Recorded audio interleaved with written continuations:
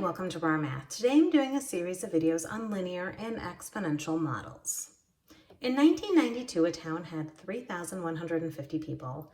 By 2010, it had grown to 15,435 people. Okay, find an exponential model for the yearly increase of people since 1992. Okay, an exponential model is a model that is y equals c a to the x. Exponential model means we're trying to figure out what we multiply to 3150 to grow to 15,435. So we want to know 3,150 times a equals 15,435. Well, if we divide both sides by the 3150, we find out what we multiply by is 4.9. Yay. But the problem is that's what we multiply every 18 years, because if we take 2010 and multiply 1992 or subtract 1992, we find out that that is an 18-year growth. But this says we want a 1-year growth. So we want to take this 18-year growth factor and turn it into a 1-year growth factor. We want it to be 1/18 of the size, a smaller growth factor. So we really want a to be 4.9 to the 1 over 18. Because whenever you have an exponential function and you want to alter it, you can only alter it in the exponent position. Okay, so P of t equals, my initial is 3150 times 4.9. Now I need that variable. It's not just 1 over 18, it's t divided by 18. T was representing 18 years. We divide t by 18 so that it is representing 1 year. Okay, for the linear model, what I didn't do for exponential, but I could have, was I'm going to write these as ordered pairs. If this is since 1992, then really 0, 3150 is an ordered pair. That's why this was our initial point, because it was 0, 3150, a point on a graph. That means 18, 15,435 is also a point on the graph. I could have written it up here. It's not as necessary because we're not calculating a slope, and it's pretty easy to do the calculations without writing the ordered pairs in an exponential model. In a linear model, it's much easier to seed the points to calculate the slope, and that's where we need to start. When you have to write a linear model, step 1, find the slope. So the slope is going to be 15,435 minus 3,150 over 18 minus 0. So that is going to be 12,285 over 18, which is going to be 682.5.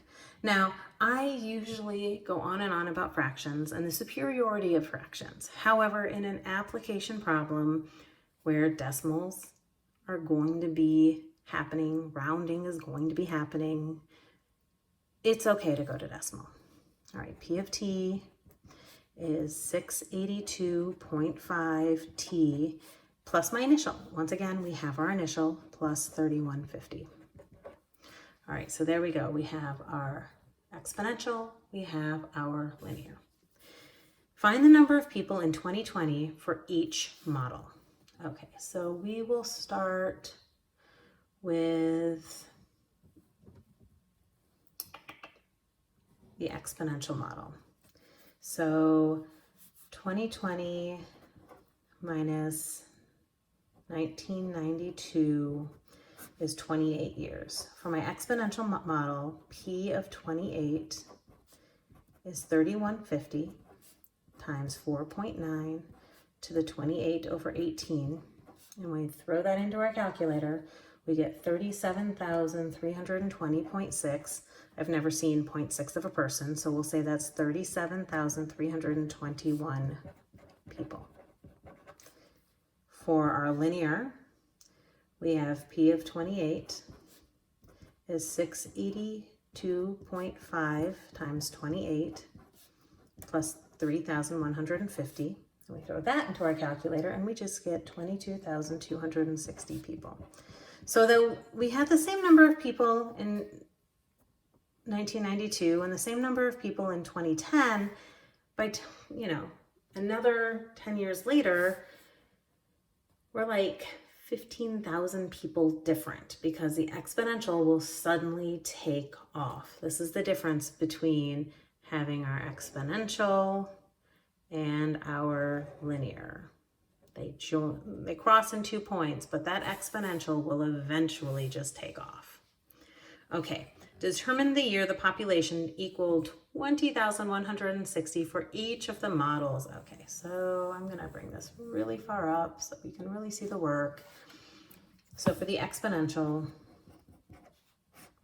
we wanna know when 3150 times 4.9 to the t over 18 equals 20,160. So I'm going to start by dividing by the 3150.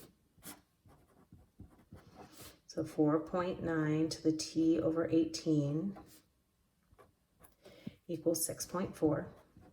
Now to unwrap the variable being in the exponent position, I need to take a log of both sides. So I take the log of the left-hand side, I take a log of the right-hand side, and the log has to be on the left.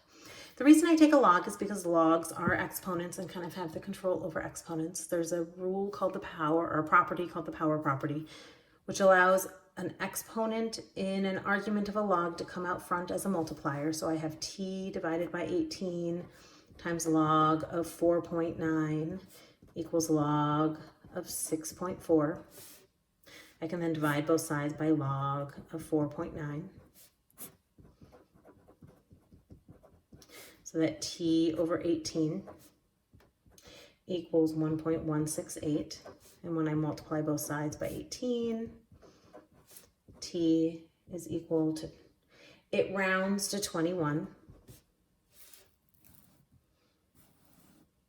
And when I add 1992 to this, I get 2013. Okay, so then for my linear, this is going to be when is 682.5 t plus 3150 going to equal 20,160. This one's going to be a little bit faster. We just subtract the 3150 from both sides. 682.5 t equals 17,010. Divide by 682.5. T equals 24.9, which is pretty close to 25. Again, we add 1992, and we get 2017. So at this point, linear is still ahead. All right, I hope you've enjoyed this video. Please subscribe to my YouTube channel, like my Facebook page, and I'll see you on the next video. Thanks.